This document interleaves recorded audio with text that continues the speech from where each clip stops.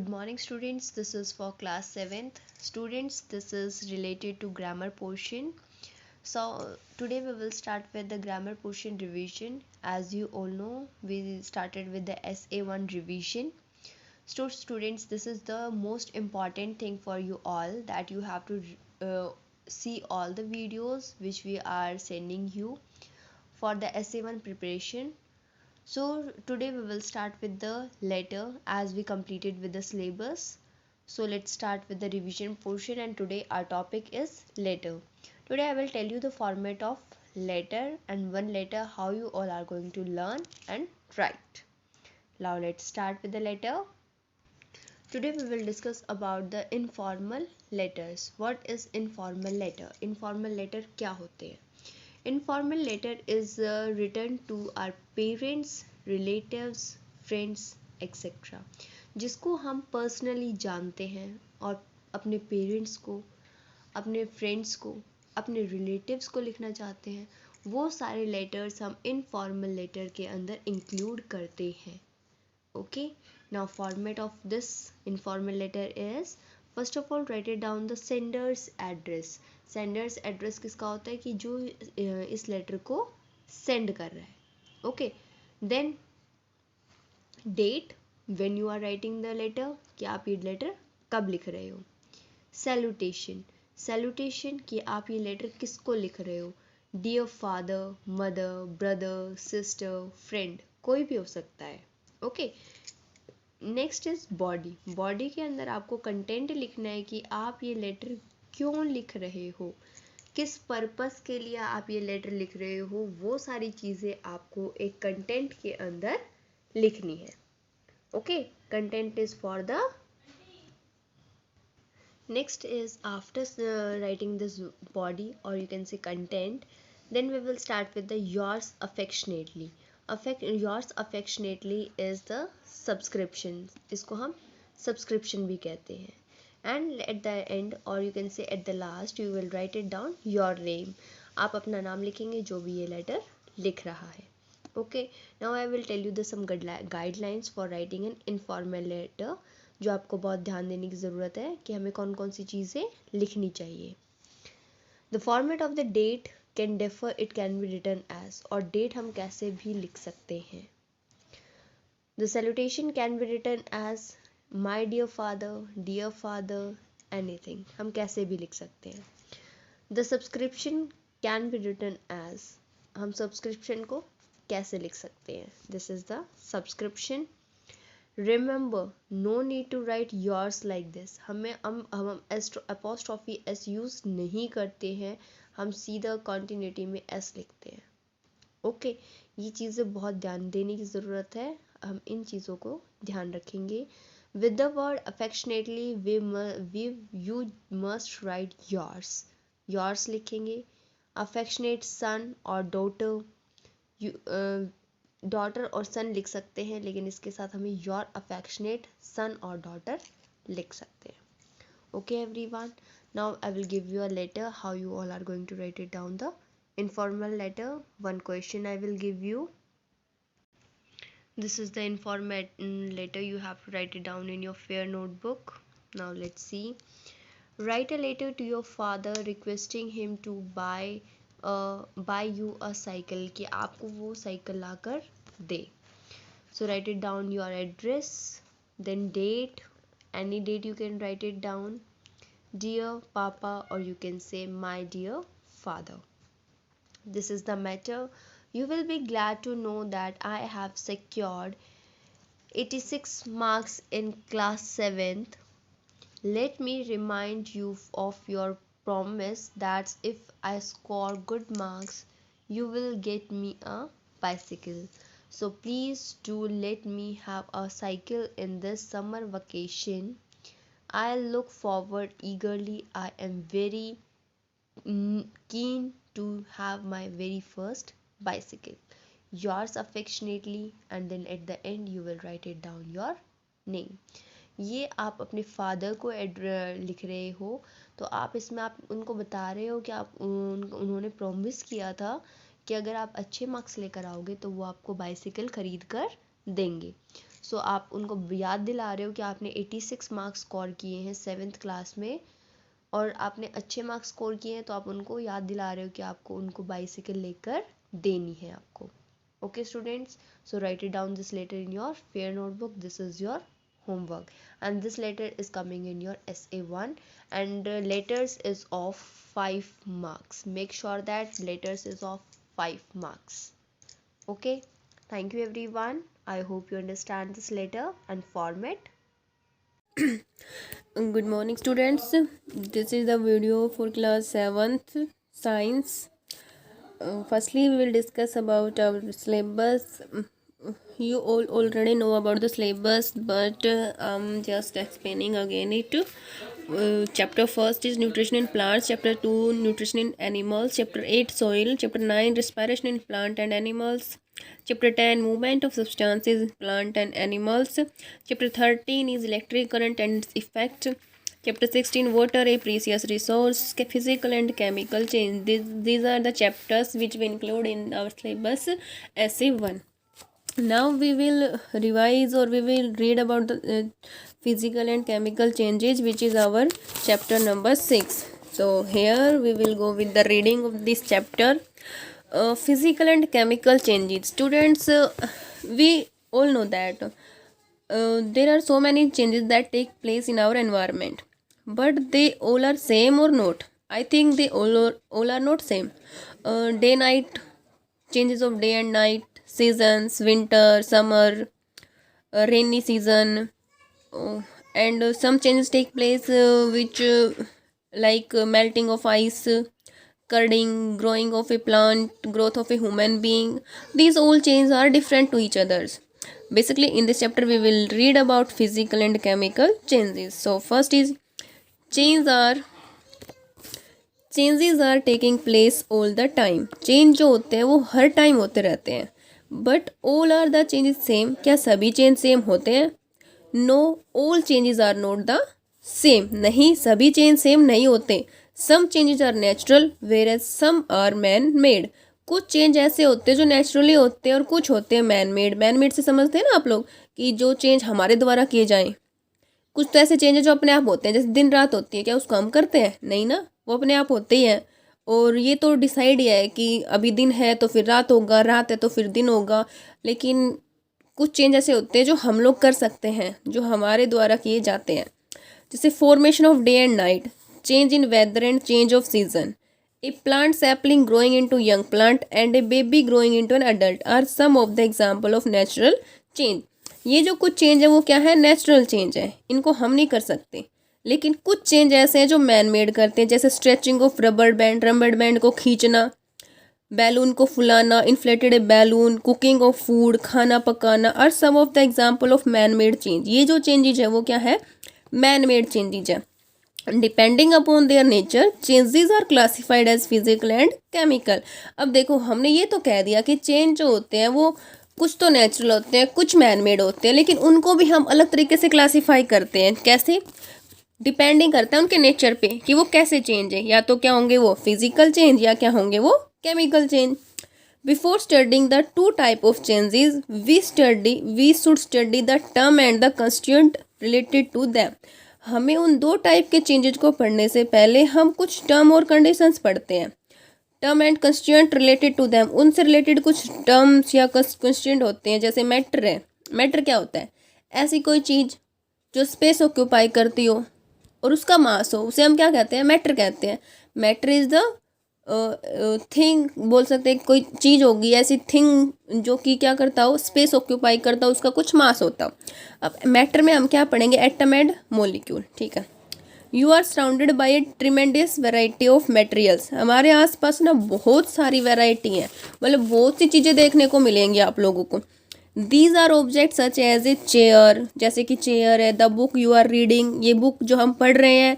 And a glass of cold drink in your hand, may be आपके हाथ में चाय हो, कॉफ़ी हो, दूध हो, कुछ भी हो सकता है. बट हमारे आसपास बहुत सारी वेराइटी तो है ना. Although most of these things are properly very different from each other, they have a common quality, they all are forms of matter. ये चीज़ें अलग अलग हैं, उनकी कुछ चीज़ें जो हैं वो बहुत ही डिफरेंट है। जैसे दूध और चाय दोनों एक दूसरे से बिल्कुल डिफरेंट हो गई, चेयर बुक एक दूसरे से बिल्कुल डिफरेंट है, लेकिन कॉमन क्वालिटी क्या है इसमें, इनकी कॉमन क्वालिटी है कि ये सभी क्या है, मैटर है। क्या है ये, मैटर। ये सभी क्या करती हैं, जगह भी घेरती है और इनका कुछ मास भी होता है, तो क्या हो गई ये एक matter. Matter is what the world is made of. Matter क्या होता है, जिससे ये पूरी मतलब बोल सकते हैं कि संसार बना हुआ है, या all material consist of matter. सभी मटेरियल क्या कंसिस्ट करते हैं, मैटर कंसिस्ट करते हैं। Matter is composed of basic units called molecules. Matter किसका बना हुआ होता है, बेसिक यूनिट मोलिक्यूल्स का, which themselves are made up of smaller unit called atom. सबसे स्मॉलेस्ट यूनिट क्या होगी, एटम। अगर आपसे पूछे कि मैटर की स्मॉलेस्ट यूनिट क्या होगी, मॉलिक्यूल, और मॉलिक्यूल की स्मॉलेस्ट यूनिट क्या होगी, एटम। क्योंकि एटम से मिलके क्या बना है, मॉलिक्यूल, और मॉलिक्यूल से मिलके क्या बना है, मैटर। अंडरस्टैंड। मैटर किन से मिलके बना हुआ है, मॉलिक्यूल्स से, और मॉलिक्यूल किससे बन के मिलके बना हुआ है, एटम से। फॉर एग्जाम्पल वाटर, जैसे कि वाटर है, पानी, consist of water molecule which is made up of 2 atom of hydrogen and 1 atom of oxygen. जैसे वाटर मॉलिक्यूल है, वाटर का फॉर्मूला क्या होता है, H2O। क्या होता है वाटर का फॉर्मूला, H2O। ठीक है, इसको कंबाइनली हम क्या बोलेंगे, मॉलिक्यूल। ठीक है, लेकिन यहाँ पे हाइड्रोजन एक एलिमेंट हो गया, ऑक्सीजन एक एलिमेंट हो गया। हाइड्रोजन में कितने एटम कंटेन कर रहा है, 2, और ऑक्सीजन में 1। So from here water molecule which is made up of 2 hydrogen and 1 atom of oxygen. तो I think you understand, matter is composed of molecules, and molecules किसका बना हुआ होगा, एटम्स का। जैसे वाटर मॉलिक्यूल है, उसमें 2 हाइड्रोजन का एटम और 1 ऑक्सीजन का एटम है। Next is pure substance. A pure substance contain only 1 kind of molecule. एक प्योर सब्सटेंस है, वो क्या कंटेन करता है, सिर्फ एक टाइप का molecule. For example in a sample of water all parts making up the water are exactly the same. जैसे पानी है, वाटर का मॉलिक्यूल, सभी वाटर मॉलिक्यूल में 2 हाइड्रोजन एटम मिलेंगे और 1 ऑक्सीजन। सो ऐसे सब्सटेंस जिसमें सिंगल टाइप ऑफ एटम या single kind of atom present होता है, वो क्या होते हैं, pure substance. Okay, next is water molecules and each molecule is made up of 2 atom of hydrogen and 1 atom of oxygen. Similar oxygen is a pure substance as is contain 1 kind of atom. जैसे मैंने आपको बताया अभी अभी कि water molecule जो होता है वो प्योर 1 काइंड ऑफ एटम का बना हुआ है। कैसे कि उसमें हमेशा आप कहीं भी वाटर मॉलिक्यूल को चेक करना, 2 हाइड्रोजन एटम प्रेजेंट होंगे और 1 ऑक्सीजन एटम प्रेजेंट होगा। Okay students, next we will do in the next video. Bye, take care. Students, this is for class 7th. Students, as you all know, now today onwards we will start with the online classes, and this is all about your for SA1 examinations. So we will give you some assignments also related to all these syllabus. So please look these videos and complete your work and do all the assignments which help you in preparing your SA1. Now today we'll start with the first chapter, that is Champion, and this poem is related to your SA1 exam, and this is your part of your syllabus also. So let's start with the syllabus questions, and first question is your word meanings. Word meanings are the most important thing. Now let's start.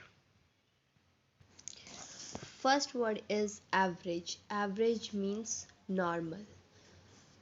Breathe, breathing spell. Iron will, strong willpower. Limp, weak. Leaden, heavy. Complacent, happy or contented. You can learn these word meanings as they all are the questions. Today we will discuss about the first assignment, or you can say first chapter, and later on I will give you some questions related to your SA1 assignment 1. So today we will discuss about the 1 mark questions, which are 1 mark questions and which are come under 2 mark questions. So all these questions are coming in your 1 mark exam, 1 mark questions, And first is multiple choice questions. Word meanings are also included in your 1 mark questions. Multiple choice questions. First is tick the correct options and complete these sentences. Until the dash in him is gone. Answer is breathe. Answer is breathe. But the competition champion runs on leaden legs. Leaden legs. Leaden means heavy. And then he goes a little dash more. Answer is more. Third is B is write true or false for the statements. A person needs some extra qualities to become a champion. That is true.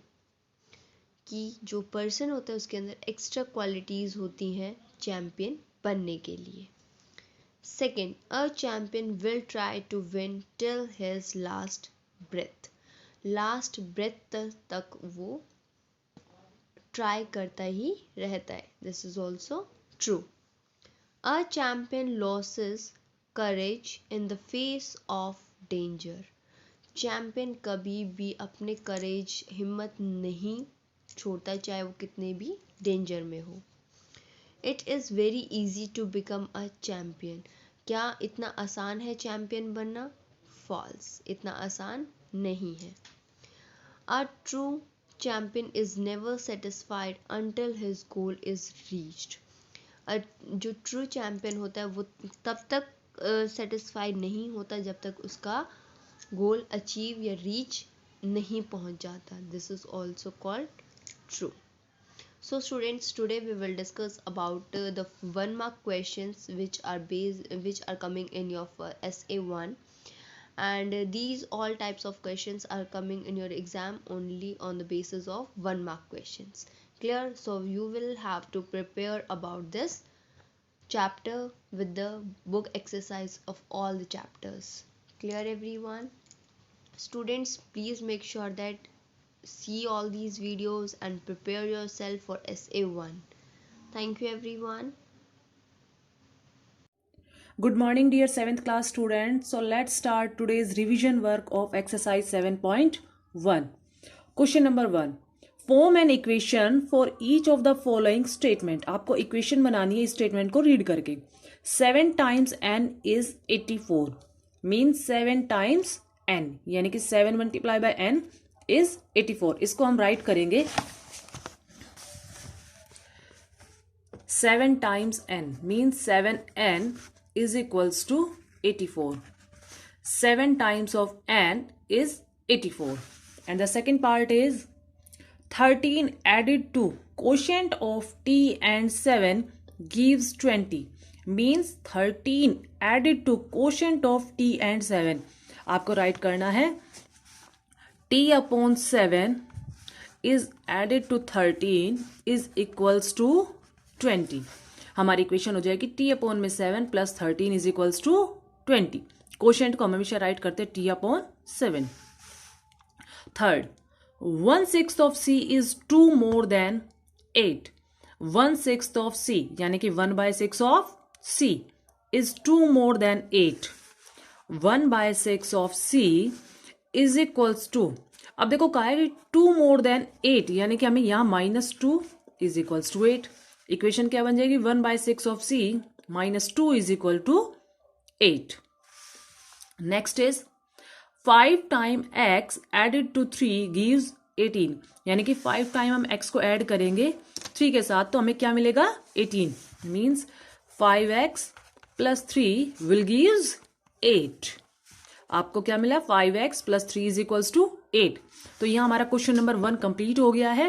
हमने इस equation बना ली है. Statements हमें given थी, हमने equation बनाई है. अब क्वेश्चन नंबर 2 है हमारा. Write the statement for each of the following equation. आपको स्टेटमेंट बनानी है. अब देखो x plus 3 is equals to 14 है हमारे पास. It means x plus 3 is equal to 14. यानी कि आप इसको राइट करोगे 3 is added to x is 14. 3 added to x is 14. Second, 3x minus 14 is equal to 4। अब देखो ये क्या है, 3 time x is 14 is subtracted from 3 times of x is 4। Repeat करते हैं, 14 is subtracted from 3 times x is 4। and the next one is third part, 16m is equal to 96 means 16 times m is 96। 3 by 4 of p is equal to 15। quotient of 3 by 4 of p is 15। अब देखो numerator और denominator, तो उसको कैसे बोलेंगे हम, quotient of 3 by 4 of p is equals to 15। now question number 3, check whether the value given in the bracket root of the given equation or not। आपको check करना है क्या ये हमारा इक्वेशन का रूट है या नहीं है। अब हमारे पास है 4m minus 3 is equals to minus 5, m is equal to minus 3। अब हम पुट करके देखते हैं, 4m minus 3 is equals to minus 5 where m is equal to minus 3। अब देखो m की वैल्यू माइनस 3 पुट करते हैं, 4 minus 3 is equals to minus 5। Right side को हमें लेके ही चलना है साथ में। अब देखो 4 multiply by minus 3, 4 3 12, minus 12 minus 3 is equals to minus 5। Minus minus plus, minus 12 minus 3 minus 15 is equal to minus 5। But ये तो नॉट इक्वल है, तो हम कहेंगे answer no, it is a not a root of equation first. So now question number 2, 7p plus 5 is equals to 19 where p is equal to minus 2। 7p plus 5 is equals to 19 where p is equals to minus 2। now putting the value of p is minus 2। 7 times minus 2 plus 5 is equals to 19। 7 to 14 minus 14 plus 5 is equals to 19। अब देखो minus 14 plus 5, 14 में से 5 less करेंगे कितना आएगा, minus 9 आएगा। But यहां पे हमारे पास क्या है, 19 है। Minus 14 plus 5 minus 9 is not equals to 19। So answer क्या हो जाएगा, no, this is a not a root of this equation. ये भी इक्वेशन का रूट नहीं है। नेक्स्ट है हमारे पास t/3 is equals to 6 where t is equals to 18। t upon में 3 is equal to 6 और t की वैल्यू क्या हमारे पास 18। तो पुट करते t की वैल्यू 18 अपॉन में 3 is equal to 6। 3 1 जा 3, 6 जा 18। It means LHS is equals to RHS। तो आंसर क्या हो जाएगा, yes this is a root of equation t is equal to 18 is a root of t by 3 is equal to 6। तो answer क्या आ जाएगा हमारा, yes। अभी हमने क्वेश्चन 1, 2 और 3 कंप्लीट कर ली है। क्वेश्चन नंबर 1 हमारा इक्वेशन बनानी थी हमें स्टेटमेंट से। क्वेश्चन नंबर 2 में हमें इक्वेशन से हमने स्टेटमेंट बनाया है। क्वेश्चन 3 में हमने चेक किया है these are the root of the equation और नॉट। आई होप आप सबको समझ आ गया। आप लोग अब खुद से रिवाइज करेंगे। Thank you. Afternoon student, my name is Sasi. I'm your Hindi teacher. Today I will teach you chapter 17. So let's start. Chapter name विराम चिन्ह। आइए आज हम विराम चिन्ह के बारे में जानते हैं। विराम चिन्ह लिखित भाषा में विराम चिन्हों का विशेष महत्व है। लेखक भाव तथा विचारों को भली भांति स्पष्ट करने के लिए जिन चिन्हों का प्रयोग करता है, वाक्य में, वाक्य के अंत में या वाक्य के बीच में, तो उसे क्या कहते हैं, विराम चिन्ह कहते हैं। विराम, विराम का अर्थ है रुकना या ठहरना। जैसे चलता हुआ व्यक्ति थोड़ा रुक कर आराम करना चाहता है, उसी प्रकार वक्ता बोलते समय, लेखक लिखते समय अपने भाव तथा विचारों को सरलता से एवं स्पष्ट रूप से अभिव्यक्त करने के लिए कहीं कहीं रुकता है। इस रुकने के लिए लेखन में वह विराम चिन्हों का प्रयोग करता है। विराम चिन्हों के प्रयोग से कथन में स्पष्टता आ जाती है। जैसे रोको, मत जाने दो। यहाँ पे हमने रोको के बाद कुछ देर का विराम लिया है, उसके बाद सेंटेंस को पूरा किया है।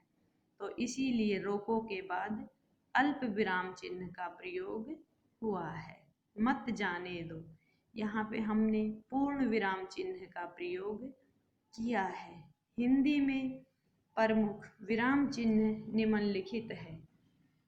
आइए आज हम 10 विराम चिन्हों के बारे में जानते हैं। नंबर 1, पूर्ण विराम चिन्ह। पूर्ण विराम चिन्ह मीन्स फुल स्टॉप।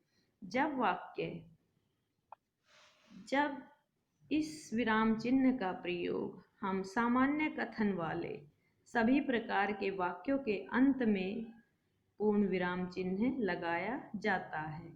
जैसे राम अच्छा लड़का है, यहाँ पर यह वाक्य पूरा हो गया तो हमने किस चिन्ह का प्रयोग किया है? विराम चिन्ह का। उसने कहा कि वह कल आएगा, यहाँ पे भी वाक्य पूरा हो गया और इसलिए आएगा के बाद हमने पूर्ण विराम चिन्ह का प्रयोग किया है। नंबर 2, अल्प विराम। इस वाक्य के बीच में लगाया जाता है। इसके विभिन्न प्रयोग देखिए। एक ही प्रकार के शब्दों के बीच में इसका प्रयोग किया जाता है। जैसे दिल्ली, मुंबई, कलकत्ता और चेन्नई महानगर है। यहाँ पे ये सभी जगह के नाम है। दिल्ली, मुंबई, कलकत्ता ये सभी जगह के नाम है। तो यहाँ हम इन जगह के नामों को बोलते समय थोड़ा थोड़ा रुकते हैं। तो जहाँ पे भी हम थोड़ा थोड़ा हल्का रुक कर इन वर्डों का प्रयोग करते हैं तो वहाँ पे अल्प विराम चिन्ह का प्रयोग किया जाता है। वाक्यांश के बीच में जैसे कश्मीर की झीलें, बर्फीली चोटियाँ, कल कल करती नदियाँ और पहाड़। इन वाक्यों में भी जब हम किसी चीज़ के बारे में बताते हैं और रुक रुक के बताते हैं तो वहाँ पे भी अल्प विराम चिन्ह का प्रयोग किया जाता है। नंबर 4, स्वीकृति सूचक या अस्वीकृति सूचक वाक्यों में जहाँ पे भी हम परमिशन देते हैं या नहीं देते हैं वहाँ पे भी हम वाक्य को थोड़ा रुक कर बोलते हैं। जहाँ पे भी रुक के बोला जाता है वहाँ अल्प विराम चिन्ह लगता है। जैसे हाँ मैं चलूँगा, नहीं मैं नहीं कर सकता। यहाँ पे हम हाँ और नहीं के बाद थोड़ा रुके हैं इसलिए यहाँ पे अल्प विराम चिन्ह का प्रयोग हुआ है। जैसे दिनांक में भी इसका प्रयोग किया जाता है। जैसे 15 अगस्त 1947। क्या हुआ था 15 अगस्त 1947 को? हमारा देश आज़ाद हुआ था। ये तो आप सभी जानते हैं। बट हम 15 अगस्त बोलने के बाद थोड़ा रुकते हैं तो इस वजह से यहाँ पे अल्प विराम चिन्ह का प्रयोग किया है। संबोधन में भी हम अल्प विराम चिन्ह का प्रयोग करते हैं। जैसे हम पत्र लिखते हैं तो उसमें महोदय, मान्यवर, पूज्य पिताजी आदि सम्मान सूचक शब्दों का प्रयोग करते हैं तो वहाँ पर भी अल्प विराम चिन्ह का प्रयोग किया जाता है। नंबर 3, अर्ध विराम चिन्ह। अर्ध विराम चिन्ह पूर्ण विराम चिन्ह से कम तथा Good morning students, welcome to our YouTube classes. This is for class 7 and subject is social science. In today's class we have revised our chapter number 11, our environment, for our SA1 examination. So let we start our today's class with the exercise of this chapter. So first of all we do the fill in the blanks of this chapter. First fill up is the natural environment is composed of dash and dash components. Answer is biotic and abiotic component. कि जो हमारा प्राकृतिक वातावरण है, natural का मतलब होता है प्राकृतिक और एनवायरनमेंट का मतलब होता है वातावरण। कंपोज्ड मतलब बनना, कि हमारा जो नेचुरल एनवायरनमेंट है वो किस किस कंपोनेंट से, किस किस तत्व से बना हुआ है? बायोटिक एंड अबायोटिक, जैविक और अजैविक तत्वों से। Second is dash is the blanket of air which envelopes the earth, कि ये एक ब्लैंकेट है, कंबल का काम करता है, हवा के कंबल के रूप में काम करता है जिसने हमारे अर्थ को ढका हुआ है। आंसर इज एटमॉस्फेयर, कि हमारे चारों तरफ जो हवा का एक आवरण फैला हुआ है जिसको हम ब्लैंकेट ऑफ एयर भी बोल सकते हैं, उसका नाम एटमॉस्फेयर है।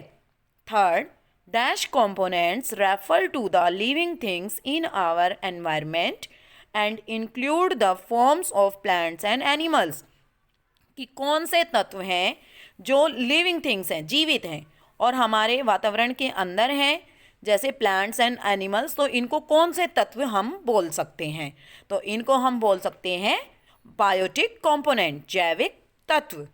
Fourth is living beings like plants which can synthesize their own food directly from the environment are called dash, कि वो पेड़ पौधे जो अपना भोजन वातावरण से स्वयं बनाते हैं, सीधे तौर पे बनाते हैं, क्योंकि प्लांट्स को हम भोजन थोड़ी बना के देते हैं, वो तो एनवायरनमेंट में जो सनरेज हैं उनके कारण जो फोटोसिंथेसिस प्रक्रिया है उससे अपना खाना स्वयं बनाते हैं।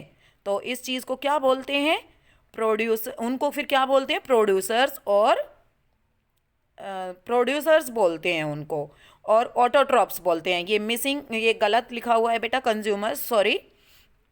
फिर है fifth, organisms include human being which depend on other plant and animals for food and refer to as dash, कि वो ह्यूमन बींग्स या वो ऑर्गेनिज्म जो दूसरे प्लांट्स या एनिमल्स के ऊपर अपने खाने के लिए डिपेंड रहते हैं, तो उनको क्या कहते हैं? तो उनको कहते हैं कंज्यूमर्स और हेट्रोट्रॉप्स। ठीक है, प्रोड्यूसर्स और ऑटोट्रॉप्स, और कंज्यूमर्स और हेट्रोट्रॉप्स। ठीक है, now we do the true false of this chapter. Our first true false is an ecosystem is the interaction between all living organisms as well as between these organisms and their physical environment, कि ecosystem एक ऐसा interaction है सभी जीवित तत्वों के बीच में जो उन तत्वों और उनके भौतिक वातावरण के बीच में होता है। तो this is true. Second, human environment refers to all human creation and activities, कि जो मानवीय वातावरण है वो सभी जो मानव हैं और उनके जो क्रियाकलाप हैं उनसे संबंधित है। ये भी ट्रू है। Third, more forest were clear to provide land and offer various human activities, more animals were killed, कि ज़्यादा जंगल साफ़ करने के लिए, ज़्यादा वनों को साफ़ करने, मतलब किस लिए साफ़ कर रहे हैं हम? कि हमें लैंड मिल सके मानव की क्रियाओं को करने के लिए, मानव एक्टिविटीज़ को करने के लिए, और हम इसके कारण ज़्यादा जानवरों को मार रहे हैं। This is also true. Fourth, deforestation has also led to global warming, कि वनों की जो अत्यधिक कटाई हो रही है उससे ग्लोबल वार्मिंग हो रही है। ये भी सत्य है, ट्रू है। Fifth, living beings are present up to a height of 6 kilometre in the atmosphere and up to a depth of 7 kilometre in the oceans, कि जो एक बायोस्फीयर की लेयर है वो 6 किलोमीटर एटमॉस्फेयर में और 7 किलोमीटर ओशियन के डेप्थ में है। This is also true. Sixth, water is necessary for the survival of humans, animals and plants, कि पानी मानव, पशु और पौधे तीनों के जीवन के लिए जरूरी है। This is also true. Seventh, it is on land or the lithosphere that human being, plant and animal exist, कि उसको लिथोस्फेयर बोलते हैं जिसके ऊपर मानव, पौधे और एनिमल्स रहते हैं। तो this is also true. Now we do the give one word of this chapter. First, that part where human being, plant and animal exist, ये अभी हमने लास्ट वाले जो हमारा ट्रू फॉल्स था उसमें भी किया था, कि जहाँ पे human being, plants and animal exist करते हैं तो उसको लिथोस्फेयर बोलते हैं। Second, contains water on earth surface, under the ground as well as in the atmosphere, कि जो पानी अर्थ सरफेस के ऊपर रहता है, अंडरग्राउंड में, अंडर द ग्राउंड रहता है, मतलब ज़मीन के नीचे रहता है, और वातावरण में रहता है, तो उसको क्या कहते हैं? हाइड्रोस्फीयर कहते हैं। मतलब जितना भी पानी हमारी अर्थ के ऊपर है, हमारे एटमोसफियर में है, सारा मिला के हाइड्रोस्फीयर कहलाता है।